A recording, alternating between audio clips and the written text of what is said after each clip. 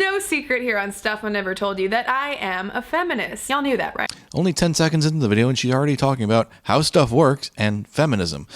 Isn't that an oxymoron? Anyways, this is the Booze and Bullshit Show. Shit happens and we make fun of it.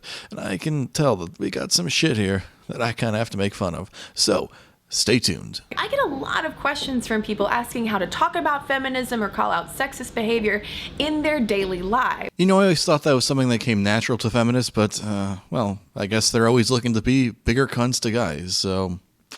I've rounded up a few hopefully helpful tips on how to talk about the F word with friends and family. Referring to feminism as the F word. You know, I think it would be much better if people didn't say feminism than if they said the word fuck. I mean, at least fuck is, you know, enjoyable for some people. That would fucking hurt. Tip number 1, understand your privilege. You know what? I took the test from BuzzFeed and I understand what my privilege is. If you would like to find out what my privilege is, why don't you click on the annotation right below. This word privilege has become about as controversial and provocative as the word feminism itself. You know what? That's probably because the word privilege is often used by feminists and social justice warriors, so it automatically creates a cringe response and people are like, ah, crap, is this a fucking social justice warrior about PC culture, or is it a feminist, or whatever the fuck it is? It's common terms used that make people cringe, so... yes, it's not something people like to hear. Oh, and it's also condescending, just so you know. All that it really means is identifying and understanding how personal attributes that you have influence certain advantages that you might enjoy as you move through the world. I find the editing in this to be very ridiculous. She has all these people in the corner saying, yes, you're right. Talk about insecure, fuck.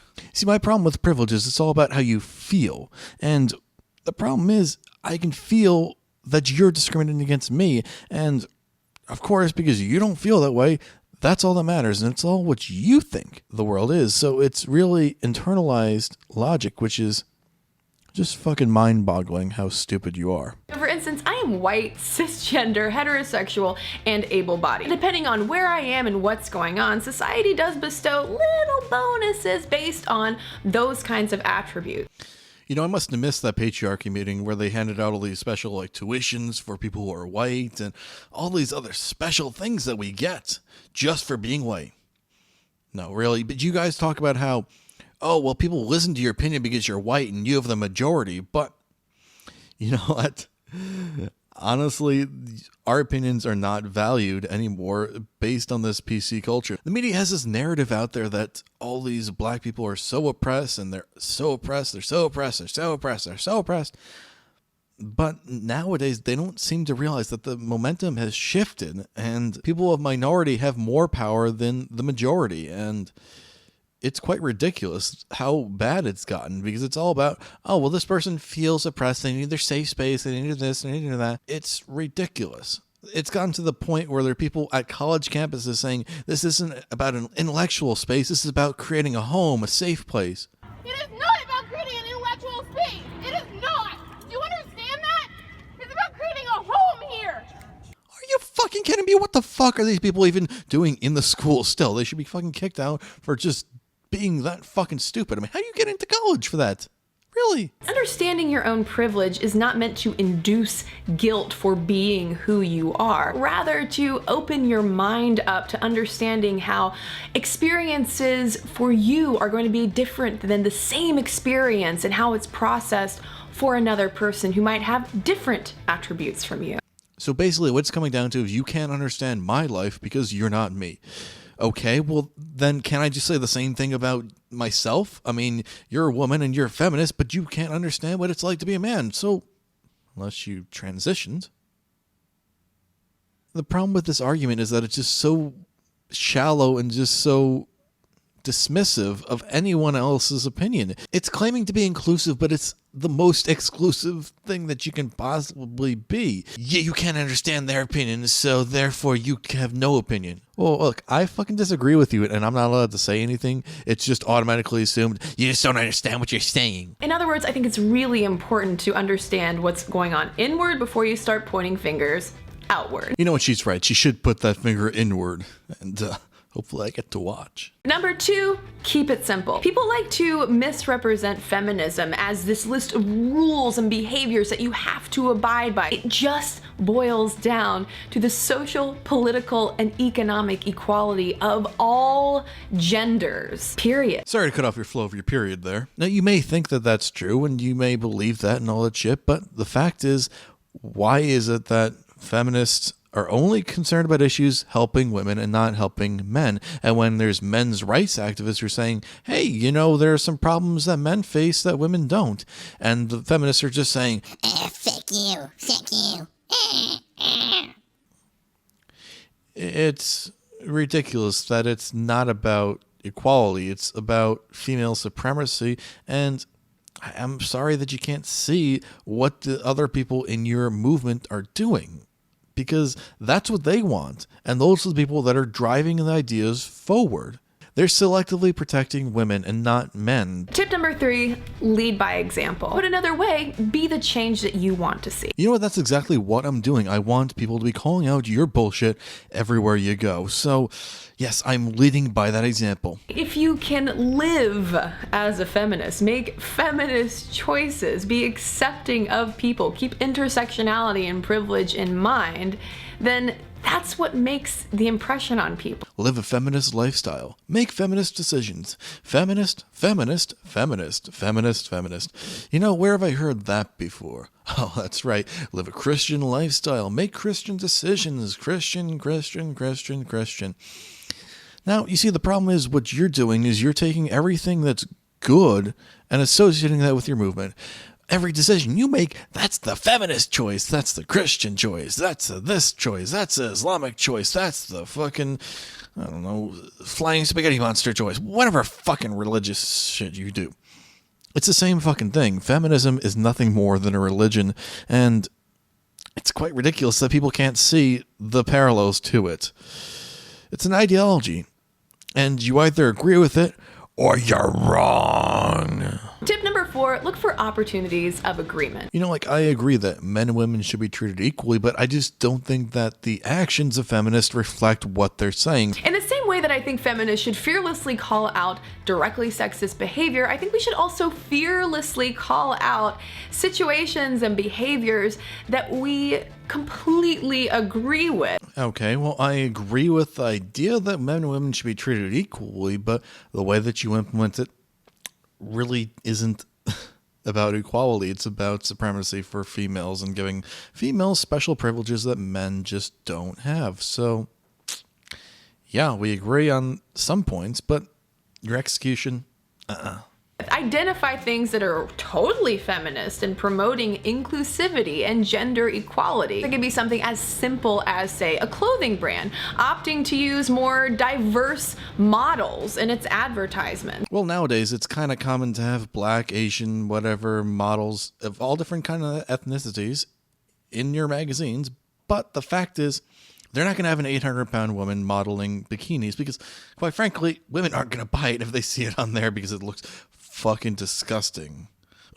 Or say if you're in school, learning about students who have stood up to sexist dress code standards. You want to talk about sexism in dress codes? Well, you know what? How come women can wear formal wear that have a billion different kinds of styles? Men, suit jacket, button-up shirt, polo, and that's pretty much all you can wear. It's a very, very, very, very, very, very, very small window of what men can wear, and women can wear whatever the fuck they want because they're the idiots making these decisions. I'm not saying I want to wear a dress, but it'd be nice to have more choices. It's just, wear this suit. Okay, that's all I can wear. It's not comfortable. It feels like shit. Doesn't matter. It looks nicer.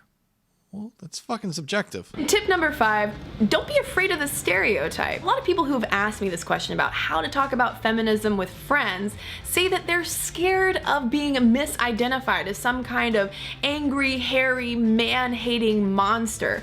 I know not all people who identify as feminists are these radical, crazy, fucked up feminazis.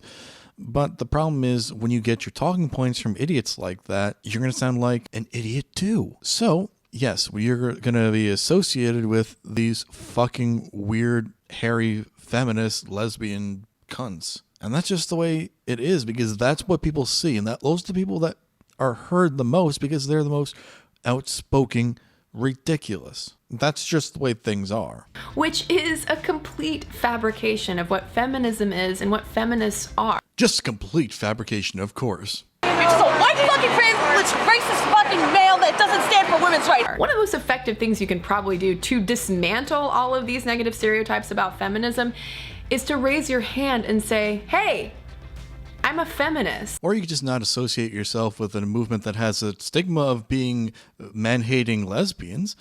Or you could just have the points that you make carry the weight opposed to attaching yourself to an ideology. That seems pretty fucking obvious to me. But whatever, you like to be label games. I'm a cis this, I'm a when... Whatever stupid fucking mansplaining term you make up and blah, blah, blah, blah, blah, blah, blah, blah. If your friends are initially weirded out by that, it's okay, because they'll probably realize that you are still you. Or they'll finally see you for who you really are. And that's a dumb fucking cunt. Even if you're a male feminist, because they're fucking dumb cunts too. Some tweets to @MomStuffPodcast about this very question include Marcus Drewby, who says, stay calm. Many people have misconceptions about feminists. Don't get mad if they point out an obvious stereotype. Well, Mr. Drewby, I wouldn't say it's so much stereotypes as it is common trends that you see among many different feminists who argue the same stupid points over and over and over and over and over. They're all cunts. Lil King Trashmouth said, always remember that it's not a product you need to sell someone on. It's a social movement. It's a social movement in the vein of a bowel movement because, quite frankly, it's just shit coming out of their mouths, and it's gross.